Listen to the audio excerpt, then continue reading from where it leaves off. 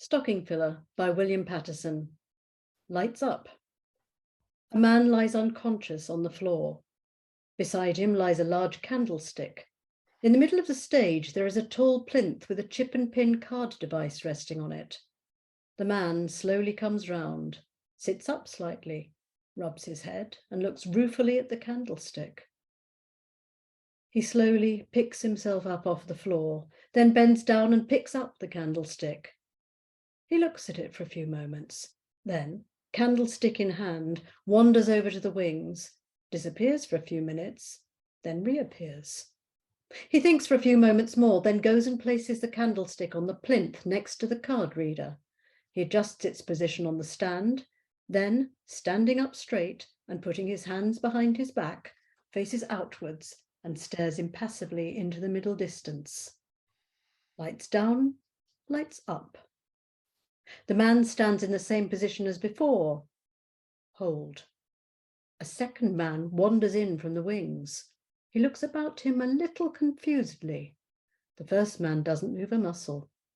The second man considers the first man for a few moments, then wanders off around the stage for a bit, as if still trying to get his bearings. He stops, looks at the first man again, then, summoning up his resolve, begins to approach him. Just before he reaches his goal, the first man becomes suddenly animated, turning his whole attention to the second man and rather startling him in doing so. Good morning, sir. Can I help you? Yes, I was looking for a Christmas gift for my wife. A bit late, I know. Well, I'm not one of those salesmen that pressurizes the customer the second he sets foot in my department, so I'll just leave you to look around, sir. I am, of course, available at any time should you need me, sir. Well, thank you. I'll look around. But the first man seems to be paying no further attention to him. The second man considers for a few moments, then makes another half-hearted attempt to look around the store.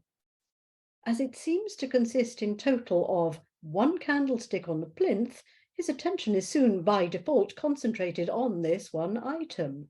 He wanders inexorably back to the plinth and stands looking at the candlestick. The first man does not move an inch until... Is this... Yes, sir? Is this all you have in the store? All we have, sir? Yeah, I mean, doesn't seem to be much else in the way of... Well, we're in the middle of stock taking, sir. We've had to make some readjustments to the shop floor to facilitate this process, sir. Stock taking at Christmas time? It's just that you seem to have left yourself with a somewhat narrow range of display items. Oh, we pride ourselves on concentrating on quality rather than quantity, sir. I see, but still, I mean, one candlestick in the whole of the Oh, but it's such a beautiful piece, sir. Don't you agree, sir? Well, yes. Well, it is quite... Yes.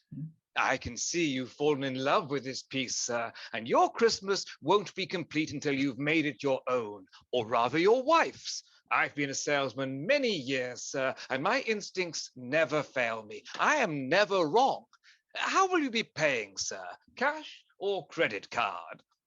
I mean, no, thank you. I'm not going to be. I'm just looking for a small stocking filler, really. A stocking filler, sir? Yeah, I've got the main present. I'm just looking for a little something to... Thanks, anyway. The second man begins to scuttle off to the wings. You're a lying cunt. By the time I finish with you, you'll be begging me to sell you this fucking candlestick, stocking filler or not. The second man stops in his tracks just before he gets to the wings. He spins round in considerable surprise and looks at the first man, who has, however, resumed his default position and is, once again, ramrod straight, his hands behind his back, staring impassively into the middle distance. Sorry, did you say something? I said, did you say something? No response. The second man takes a few steps towards the first man, but his nerve seems to fail him in the face of the first man's total implacability. The second man stops, turns, considers for a few moments, then walks out to the wings. Hold. After a while, the second man re-enters, slowly, thoughtfully, occasionally looking behind him confusedly and uneasily as he finds himself once more on the shop floor. The first man continues to stare out impassively. Excuse me, excuse me? The second man thinks for a moment, then goes and stands beside the plinth and feigns interest in the candlestick. Good morning, sir. Can I help you? Thanks. I just wandered in off the street, through that door over there, as a matter of fact, and now I find myself locked in and I can't get out. I can see you've fallen in love with this piece, sir, and your Christmas won't be complete until you've made it your own, or rather your wife's. I've been a salesman many years, sir, and my instincts never fail me. I'm never wrong. How will you be paying, sir? Cash? No, I or want to credit card? leave. No one's stopping you, sir. I mean, I can't get out. Is that my fault? I don't know whose fault it is, but when I enter through the door, I expect to be able to exit by it as well. You obviously have a traditional cast of mind, sir. No, it's just the way I was brought up. I can see you've fallen in love with this piece, sir, and your Christmas won't be complete until you've made it your own, or rather your wife's. I've been a salesman many years, sir. You're holding me hostage until I buy this wretched object, is that it? Scandalous. Is this how you treat your customers? And at this time of year? The wars of the next millennium will be largely economic ones, sir. How else are we to oil the wheels of our broken and rusted economy? Even the few drops we squeeze out of you will be of some benefit. Have you no patriotic sense? We need to get your sort out onto the high streets and spending.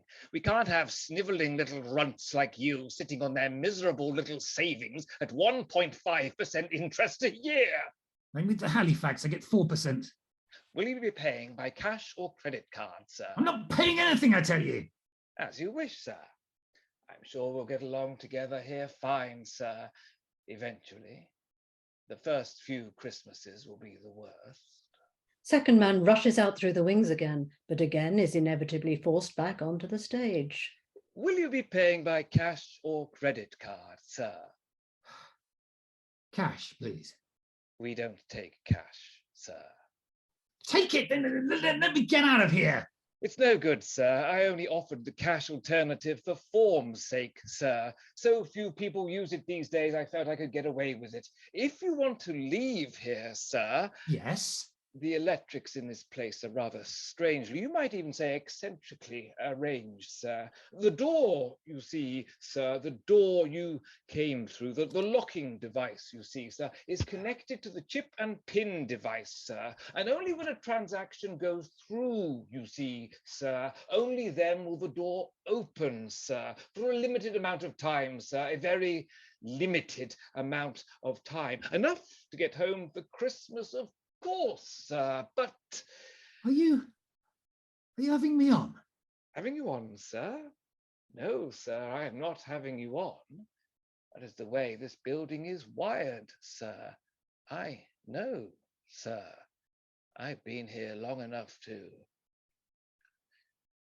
I've been here a long time, sir. Many Christmases I've been here now, sir. The first man offers the card reader again. But I don't have a credit card. That is unfortunate, sir. I want to For get both home. of us. My wife, my beautiful wife, she'll be putting the tree up, preparing the turkey, putting the sweets out. The first man puts the card reader back on the plinth, then turns and going up to the second man, grabs him by the lapels. You think I don't want to go home for Christmas, you little shit? You think I don't have a wife waiting for me? Except the tree in my house is dead. The turkey's gone rancid, and there's only toffee buttons at the bottom of the Quality Street tin. Want the candlestick now, don't you, prick? Not just a stocking filler now, is it, you bastard? I have a debit card. That will do nicely, sir. Just pop your card in there, sir. Just pop your number in now, sir.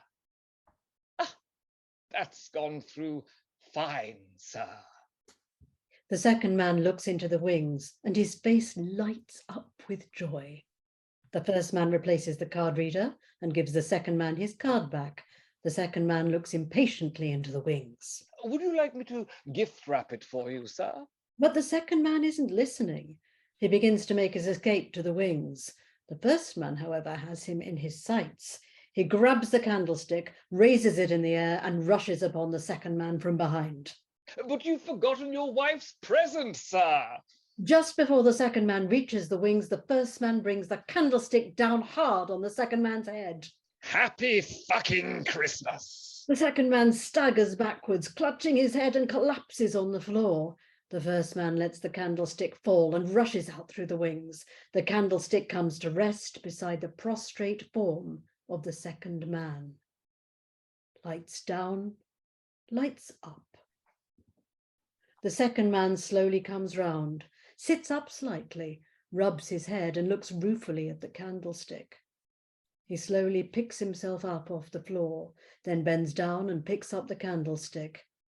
He looks at it for a few minutes, then candlestick in hand, wanders over to the wings, disappears for a few moments, then reappears. He thinks for a few moments more, then goes and places the candlestick on the plinth next to the card reader. He adjusts its position on the stand, then, standing up straight and putting his hands behind his back, faces outwards and stares impassively into the middle distance. Lights down, lights up. The second man stands in the same position as before. Hold. A third man wanders in from the wings. Slow fade.